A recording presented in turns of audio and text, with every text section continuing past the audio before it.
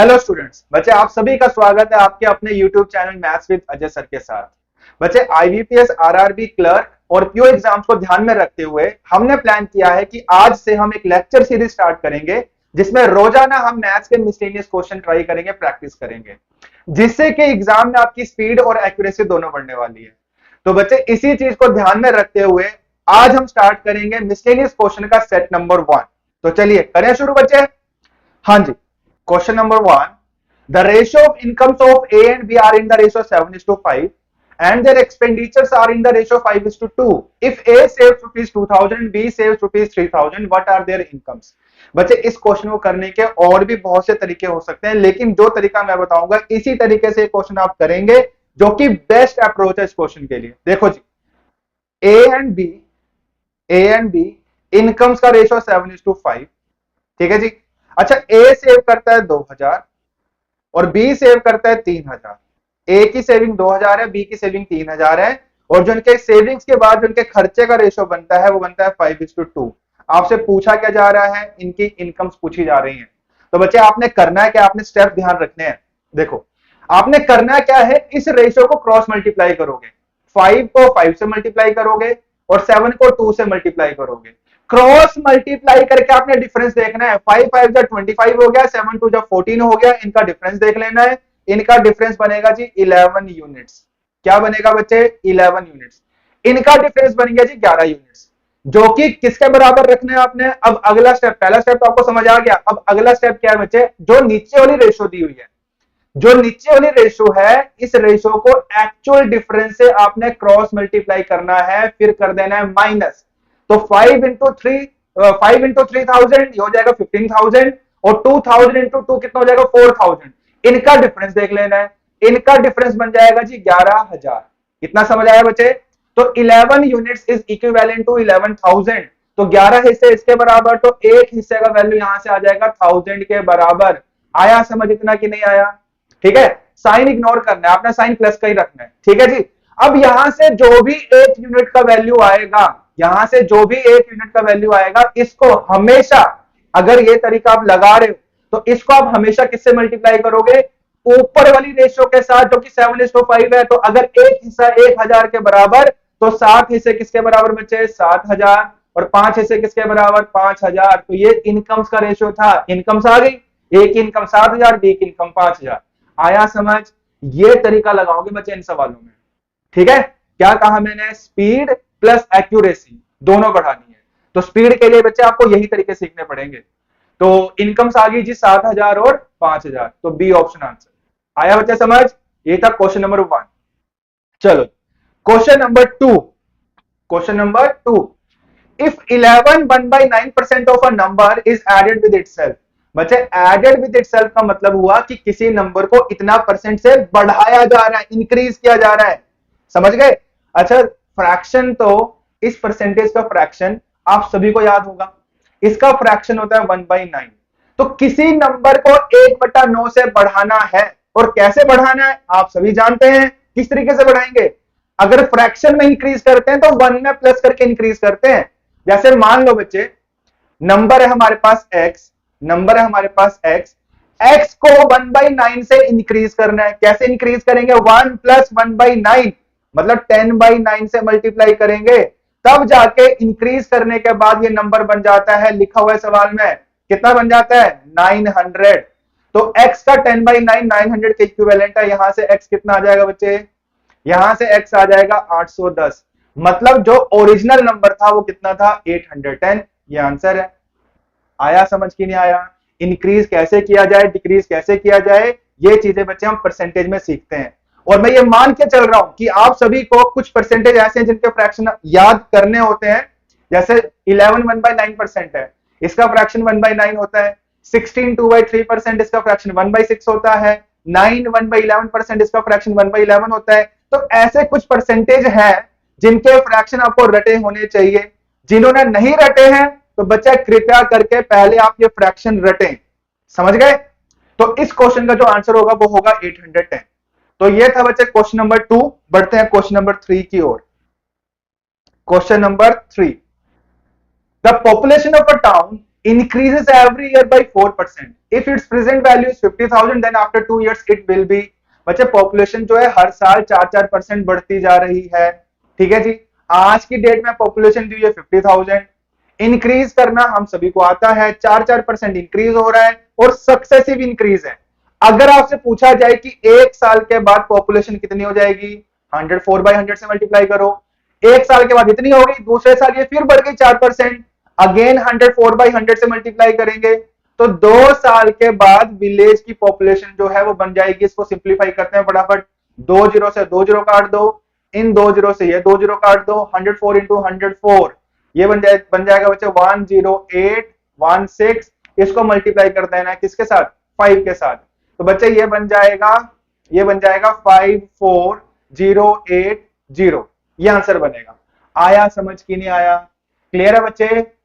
ये short tricks आप सभी को पता है, 104 का स्क्वायर सभी को निकालने आता है, 10816, ये 104 का स्क्वायर हो गया, इसको मल्टीप्लाई करना हमने 5 के साथ। 5 से भी आप सभी को मल्टीप्लाई करना आता है। 5 से हम कैसे मल्टीप्लाई करते हैं, 5 से कैसे मल्टीप्लाई करते हैं, जैसे नंबर था 10816, 5 को हम लिख सकते हैं 10/2, तो इसको बच्चे 2 से डिवाइड किया और एक जीरो लगा दी, तो क्या आंसर बनेगा 54080। ठीक है जी, समझ आया। तो ये हो गया बच्चे क्वेश्चन नंबर 3। चलो जी बढ़ते हैं नेक्स्ट क्वेश्चन की तरफ। Question number 4, question number 4, in a town the population was 8000। बच्चा विलेज की पॉपुलेशन दी हुई है 8000, ठीक है जी। इन 1 year mail population increased by 10%, female population increased by 8%, but the total population increased by 9%। बच्चे ध्यान दो, जो मेल पॉपुलेशन है वो इंक्रीज हो रही है 10%, जो फीमेल पॉपुलेशन है वो इंक्रीज हो रही है 8%, और ओवरऑल जो इंक्रीज है वो हो रहा है 9%। बच्चे इस सवाल में एलिगेशन तरीका लगाया जा सकता है, 10% मेल्स का बढ़ गया, 8% फीमेल्स का बढ़ गया, कुल मिला के 9% बढ़ गया, तो एलिगेशन तरीका लगा सकते हैं इस क्वेश्चन में। एलिगेशन के अलावा भी कर सकते हैं, पहले मैं एलिगेशन से समझाता हूं। देखो करना क्या है, इनका डिफरेंस यहां रख देंगे जो कि 1 बनेगा, इनका डिफरेंस यहां रख देंगे जो कि ये भी 1 बनेगा। ये आ गया जी रेशियो 1:1। किस चीज का रेशियो आया, ये मेल और फीमेल का रेशियो आ गया 1:1। टोटल पॉपुलेशन जो है वो है 8000। 8000 को अगर मैं 1:1 में बांट दूंगा तो बता सकता हूं कि मेल कितने और फीमेल कितनी है। तो मेल बन जाएंगे 4000, फीमेल भी बन जाएंगे 4000 1:1 में बांट के। तो एक तरीका बच्चे ये समझ आया आपको, ठीक है जी। तो बेस्ट तरीका जो इस क्वेश्चन के लिए वो यही है, आपको एलिगेशन लगाना आना चाहिए, ठीक है जी। अच्छा, अगर एलिगेशन के बिना ये क्वेश्चन सोचना होता, एलिगेशन के बिना ये क्वेश्चन सोचना होता तो कैसे सोचते वो भी बता देता हूं आपको मैं। देखो जी, ध्यान देना बच्चे, देखो जो मेल है वो बढ़ रहे हैं 10%। कितने से बढ़ रहे हैं, 10% से बढ़ रहे हैं। एक काम करते हैं, 10% को मान लेते हैं 8% प्लस 2%। फिलहाल के लिए बच्चे 2% इग्नोर करना, ठीक है। मैं मान के चल रहा हूं कि जो मेल है वो 8% से बढ़ रहे हैं, और जो फीमेल है वो कितने से बढ़ रही है, वो तो दिया ही हुआ कि 8% बढ़ रही है, ठीक है। अब ध्यान देना, शॉर्टकट क्या है, यहाँ पे एक राज छिपा हुआ है कि मेल अगर 8% बढ़ रहे हैं, फीमेल भी 8% बढ़ रही है, तो मैं बोल सकता हूं कि पॉपुलेशन जो है ओवरऑल 8% ही बढ़ोतरी हुई है। समझ गए, समझ गए बच्चे। मतलब मेल्स भी 8% इंक्रीज हो रहे हैं, फीमेल्स भी 8% इंक्रीज हो रही है, तो मैं बोल सकता हूं कि जो ओवरऑल इंक्रीज है वो कितना परसेंट है, 8% है, ठीक है जी। तो मैं कह रहा हूं कि जो ओवरऑल इंक्रीज है वो 8% है। किसका 8%, 8000 का। तो 8000 का 8% निकालेंगे, ये बन जाएगा 640। मेरी कैलकुलेशन कह रही है कि 640 का इंक्रीज है, लेकिन बच्चे क्वेश्चन तो कुछ और कह रहा है। क्वेश्चन कह रहा है कि 9% का इंक्रीज है। किसका 9%, टोटल पॉपुलेशन का। 8000 का 9% जो कि बनेगा 720, जो कि बनेगा 720। क्वेश्चन कह रहा है कि 720 का इंक्रीज है, ठीक है जी। मैं कह रहा हूं 640 का इंक्रीज है। बच्चे ये 80 की कमी क्यों रह गई, क्यों रही 80 की कमी। यहां पे आप ध्यान दो, आपने 2% इग्नोर किया, तो 2% ना लेने की वजह से 80 की कमी आई है। तो आप कंपेयर कर सकते हो, ये 2% ही 80 के इक्विवेलेंट होगा। तो अगर ये 2% 80 के बराबर, तो 1% किसके बराबर, 40 के बराबर। बच्चे ये कहां का 2% था, मेल्स का। तो ये कहां का 1% आया, मेल्स का। अगर मेल्स का 1% 40 के बराबर, तो मेल्स का 100% किसके बराबर, 4000 के बराबर। तो मेल पॉपुलेशन आ गई जी 4000। आया बच्चे समझ की नहीं? ठीक है जी। जो बेस्ट तरीका होगा वही तरीके में डिस्कस करने जा रहा हूं। यहाँ पे तरीके तो और भी बहुत हो सकते हैं, इक्वेशन भी फॉर्म कर सकते हो, लेकिन जो दो बेस्ट तरीके थे इस सवाल के लिए मैंने आपको समझा दिए। ठीक है जी। तो ये हो गया बच्चे question number 4।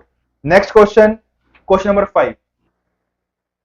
Question number 5, in an election 10% of the voters on the voters list did not cast their vote.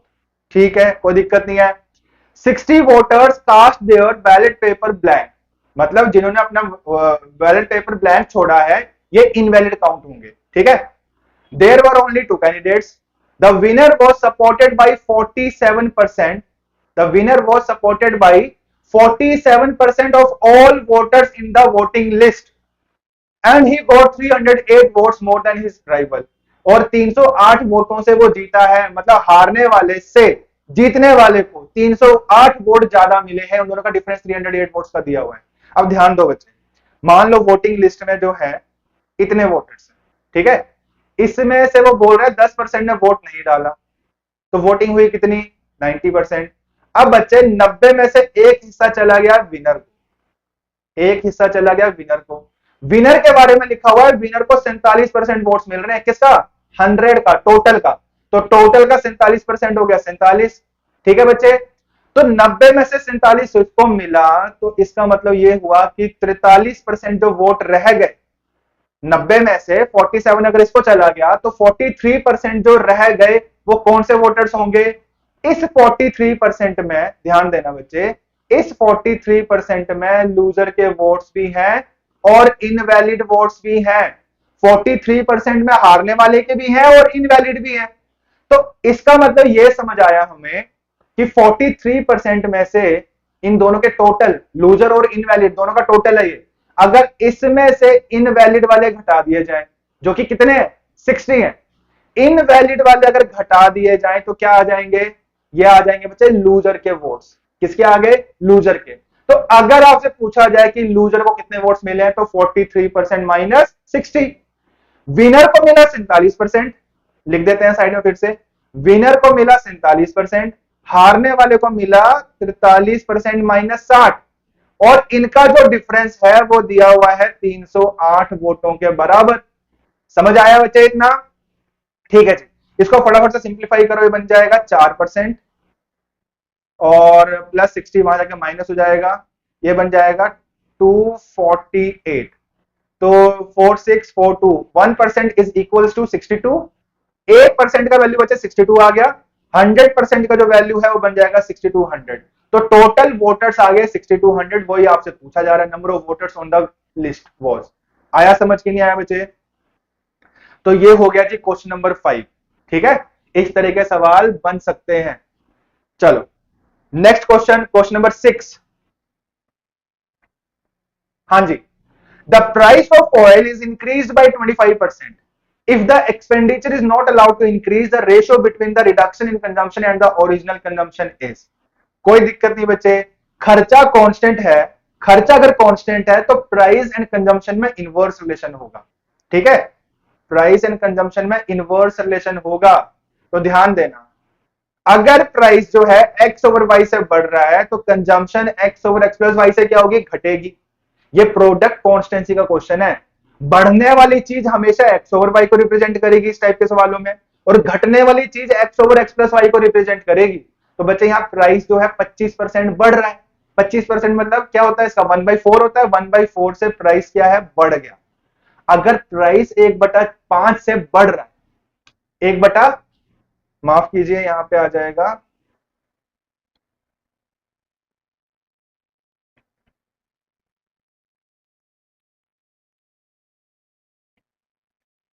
हाँ जी, तो प्राइस जो है बच्चे 25% बढ़ रहा है। 25% मतलब 1/4।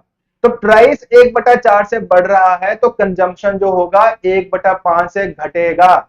यही आपसे पूछा जा रहा है। Reduction in consumption to original consumption मतलब 1:5 आपका आंसर होगा। तो ऑप्शन सी। ठीक है जी। तो ये हो गया बच्चे क्वेश्चन नंबर 6। चलो क्वेश्चन नंबर बच्चे 7।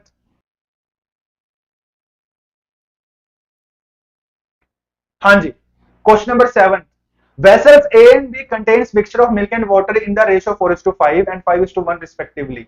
In what ratio should quantities of mixture be taken from A and B to form a mixture in which milk to water is in the ratio 5:4? बच्चे ये क्वेश्चन के लिए जो best तरीका है वो है एलिगेशन तरीका। ठीक है जी, एलिगेशन के अलावा भी तरीके हो सकते हैं, लेकिन एलिगेशन से ये क्वेश्चन का हल यूं चुटकियों में निकाल सकते हैं आप। देखो जी, जो वेसल ए है इसमें मिल्क का प्रोपोर्शन क्या है 4/9, जो वेसल बी है इसमें मिल्क का प्रोपोर्शन है 5/6, और जो मिक्सचर बना है, जो फाइनल मिक्सचर बना है इन दोनों को मिला के, उसमें मिल्क का प्रोपोर्शन बनेगा 5/9। ठीक है जी, इन दोनों का डिफरेंस आप रखेंगे यहां पर, इन दोनों का डिफरेंस रखेंगे यहां पर, तो ये बनेगा 9 5 45 30 15/9 into 6, और ये बनेगा 1/9। रेशियो बनाना है इनका, 9 से 9 कट जाएगा, 3 2 6 3 5 15, 5:2। ठीक है जी, किस चीज का रेशियो आया, ये वाला वेसल ए और ये वाला वेसल बी, इन दोनों को आपने 5:2 में मिक्स किया है, तो इसका आंसर होगा ए ऑप्शन 5:2। ठीक है जी, आया समझ। तो ये हो गया बच्चे question number 7। Question number 8, question number 8 ध्यान देना, टाइम स्पीड डिस्टेंस से ये क्वेश्चन है। From point A Priya and Bhavna start cycling towards point B which is 60 kilometre away from A. The speed of Priya is 10 kilometers per hour more than the speed of Bhavna. After reaching point B, Priya returns towards point A and meets Bhavna 12 kilometers away from point B. Find the speed of Bhavna. बच्चा ध्यान दो, देखो Priya and Bhavana same point A से चलना शुरू करती हैं B point की तरफ, और जो बी पॉइंट है वो यहां से 70 टू 60 किलोमीटर दूर। ठीक है जी, ये वाला जो डिस्टेंस है 60 किलोमीटर का है। अब ध्यान देना, प्रिया का स्पीड जो है भावना की स्पीड से ज्यादा है, तो बच्चे प्रिया करती क्या है, प्रिया यहां से यहां पहुंची, ए से बी पहुंची, और बी से वो वापस मुड़ जाती है ए के लिए, ए की तरफ। लेकिन वापसी में उसको कौन मिलता है, वापसी में उसको भावना मिलती है। मतलब भावना यहां से यहां पहुंची है और प्रिया जो है ए से बी गई और बी से वापस जा रही है ए की तरफ, तो इस पॉइंट पर दोनों मिल जाते हैं, मान लेते हैं भावना यहां से यहां पहुंची है और प्रिया यहां पहुंच चुकी है। ठीक है बच्चे, अब यहां पे लिखा क्या हुआ है कि जिस पॉइंट पर भावना और प्रिया मिलते हैं वो पॉइंट जो है बी पॉइंट से 12 किलोमीटर दूर है, तो ये वाला जो डिस्टेंस है 12 किलोमीटर है। ठीक, अब एक छोटा सा कॉन्सेप्ट है जो कि हम टाइम स्पीड डिस्टेंस में सीखते हैं। अगर दो ऑब्जेक्ट अपने अपने स्टेशन से सेम टाइम पर निकलते हैं, दो ऑब्जेक्ट अपने अपने स्टेशन से अगर सेम टाइम पर निकलते हैं, दुनिया के किसी भी कोने में जाकर वो मिले, वहां तक का टाइम सेम लगने वाला है। मतलब ये हुआ कि प्रिया का यहां से यहां तक का टाइम और भावना का बच्चे यहां से यहां तक का टाइम सेम है। ठीक है, एक चीज टाइम स्पीड डिस्टेंस में हम और सीखते हैं, अगर टाइम सेम होता है तो डिस्टेंस और स्पीड में सेम रिलेशन होगा, जो रेशो डिस्टेंस का होगा वही रेशो स्पीड का होगा। तो जितने समय में प्रिया ने यहां से यहां तक डिस्टेंस किया, मतलब 72 किलोमीटर कवर किए 60 और 12, उतने ही समय में भावना ने ये वाला डिस्टेंस कवर किया है, भावना ने ये वाला डिस्टेंस कवर किया है जो कि 60 - 12, मतलब भावना ने उतने ही समय में 48 किलोमीटर कवर किए। ठीक है, टाइम सेम है, तो जो रेशियो डिस्टेंस का होगा वही रेशियो किस चीज का होगा, स्पीड्स का होगा।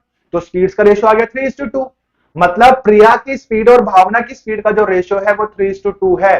तो रेशियो देखकर बताओ किसकी स्पीड ज्यादा है, ये प्रिया की स्पीड है, ये भावना की स्पीड है। तो प्रिया की स्पीड भावना की स्पीड से 1 यूनिट ज्यादा है। और क्वेश्चन में लिखा हुआ है, क्वेश्चन में लिखा हुआ है कि प्रिया की जो स्पीड है भावना की स्पीड से 10 किलोमीटर पर आवर ज्यादा है। मतलब डिफरेंस दिया हुआ दोनों की स्पीड्स का, रेशियो में डिफरेंस कितना है बच्चे, 1 unit. 1 unit is equivalent to 10 kilometre per hour. तो एक हिस्सा 10 के बराबर, तो 3 हिस्से किसके बराबर, 30 के बराबर, और 2 हिस्से किसके बराबर, 20 के बराबर। प्रिया की स्पीड आ गई 30 किलोमीटर पर आवर और भावना की स्पीड आ गई 20 किलोमीटर पर आवर। आया समझ की नहीं आया, यही तरीका बेस्ट है इस सवाल के लिए। और किसी तरीके में उलझोगे घुसोगे तो टाइम वेस्ट करोगे अपना। चलो, ये हो गया बच्चे क्वेश्चन नंबर 8। क्वेश्चन नंबर 9 ये है बच्चे बोट एंड स्ट्रीम से। देखो जरा क्या लिखा हुआ है, A motorboat traveling at some speed can cover 25 kilometers upstream and 39 kilometers downstream in 8 hours। बच्चे देखो 25 किलोमीटर अपस्ट्रीम जाता है बंदा, किस स्पीड से जाएगा, ये ऊपर डिस्टेंस आ गया, नीचे आ जाएगी स्पीड u माइनस वी। मतलब जब भी बोट अपस्ट्रीम कवर करती है, अपस्ट्रीम ट्रेवल करती है, तो खुद की स्पीड माइनस पानी की स्पीड, ये स्पीड लिखते हैं हम। तो ऊपर मैंने रख दिया डिस्टेंस, नीचे मैंने रख दिया अपस्ट्रीम स्पीड। ठीक है जी। अच्छा, इसके बाद बोट जो है वापस आई डाउनस्ट्रीम 39 किलोमीटर, किस स्पीड से आएगी? u प्लस वी से, मतलब बोट की स्पीड प्लस पानी की स्पीड से आएगी। तो बच्चे ये रिलेशन क्या दिखाता है हमें, यहां से क्या बता रहे हैं relation? Distance by speed, distance by speed. ये आ गया टाइम अपस्ट्रीम वाला, ये वाला टाइम आ गया डाउनस्ट्रीम वाला। समझ गए बच्चे? ये डाउनस्ट्रीम टाइम है और ये अपस्ट्रीम टाइम है। तो डाउनस्ट्रीम टाइम और अपस्ट्रीम टाइम दोनों आ गए, दोनों टाइम को प्लस कर दूंगा तो जो कि हमें गिवन है 8 आवर्स, 8 घंटे। तो पहली इक्वेशन समझ आई। ठीक है, दूसरी इक्वेशन बच्चे, अगर बोट जो है 35 किलोमीटर जाती अपस्ट्रीम, u माइनस वी से जाएगी, प्लस 52 किलोमीटर जाएगी जी डाउनस्ट्रीम की स्पीड से, u प्लस वी से जाएगी, तो टाइम कितना लगता है बच्चे? 11 आवर्स। कितना टाइम लगता है? 11 आवर्स। इतना समझ गए? अब बच्चे करना क्या है, ऐसे सवालों में अगर आप इक्वेशन सोल्व करोगे, ठीक है, ट्रेडिशनल तरीके से, जो हमारे पास तरीके हैं उन तरीकों से अगर ये क्वेश्चन सोल्व करोगे तो 3-4-5 मिनट आप वेस्ट करने वाले हो। ठीक है, तो इन सवालों में करना क्या है बच्चे, हिट एंड ट्रायल अप्रोच रखना है। अगर वो अप्रोच काम कर गया तो आंसर आ जाएगा, नहीं आया तो बच्चे क्वेश्चन स्किप करने वाला है। ठीक है जी। अब बच्चे हिट एंड ट्रायल किस तरीके से लगाना है ध्यान देना। आप क्या करोगे, u प्लस वी के लिए, मतलब डाउनस्ट्रीम स्पीड के लिए वैल्यूज एज्यूम करोगे। अब सर क्या क्या एज्यूम कर सकते हैं बच्चे? ऊपर नंबर क्या दिया हुआ है? 39। हम 39 के फैक्टर्स देख लेंगे, हम ऐसे नंबर्स देख लेंगे जो कि 39 को काटें। क्या क्या काट सकते हैं बच्चे? 1 काट सकता है, 3 काट सकता है। ठीक है जी। इसके बाद बच्चे 13 काट सकता है, 39 काट सकता है, कंप्लीट नंबर देखने हैं। ठीक है, इतना समझ आया बच्चे? ठीक, तो आपने यहां पे करना क्या है, सबसे छोटा नंबर और सबसे बड़ा नंबर काट दो। ठीक, इसके बाद 39 के बाद जो हाईएस्ट नंबर है, 39 के बाद कौन सा है बच्चे? 13। तो एक काम करो, 13 से शुरू करते हैं हम मान लेते हैं कि u प्लस वी का जो वैल्यू है, u प्लस वी का जो वैल्यू है वो कितना है? 13 है। ठीक है बच्चे, स्पेस बना लेते हैं, ध्यान देना। अच्छा क्वेश्चन है, करना कैसे वो बता रहा हूं। देखो, u प्लस वी में मान के चल रहा हूं 13 है, अगर ये 13 लेके चल रहा हूं तो इसको काट के बच्चे ये बन जाएगा 3। अगर ये 3 है तो यहां क्या बनना चाहिए? 5। क्यों?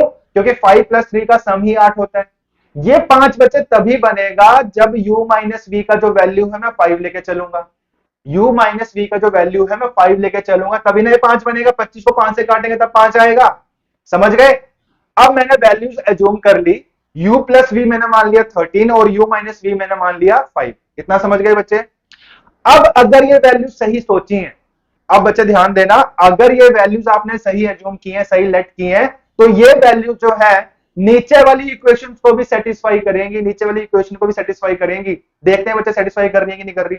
u प्लस वी लेना है 13 और u माइनस वी लेना है 5, तो 35 बाई 5 कितना हो गया? 7, और 52 बाई 13 कितना हो गया? 4। 7 प्लस 4 कितना होता है? 11 होता है। हाँ जी होता है। मतलब जो वैल्यूज आपने सोची हैं बिल्कुल सही सोची हैं। ठीक है, मतलब u प्लस वी आपने सोचा है 13 और u माइनस वी आपने सोचा है कितना? 5। इतना क्लियर बच्चे? अब पूछा क्या जा रहा है आपसे, find the speed of stream. u मतलब बोट का स्पीड, v मतलब स्ट्रीम का स्पीड। v निकालने के लिए हम एक शॉर्टकट सीखते हैं। क्या शॉर्टकट है? Downstream speed minus upstream speed by 2, दोनों का डिफरेंस बाई 2। तो 13 माइनस 5, क्योंकि अपस्ट्रीम स्पीड डाउनस्ट्रीम स्पीड हम दोनों पता कर चुके हैं क्या होंगी, दोनों का डिफरेंस जो कि 8 आएगा, 8 बटा 2 कर देंगे कितना आ जाएगा? 4। तो v आ गया 4 kilometre per our. B option answer. तो अगर यह क्वेश्चन करना है तो इसी तरीके से करोगे, नहीं तो स्किप करोगे। ठीक है, आया समझ के नहीं आया? ठीक है बच्चे, तो जो भी क्वेश्चन करवाए हैं बच्चे उम्मीद है आपको समझ आए होंगे। तो आज के लिए इतना ही, अगली क्लास में मिलेंगे नए सेट के साथ। तब तक के लिए बच्चे धन्यवाद।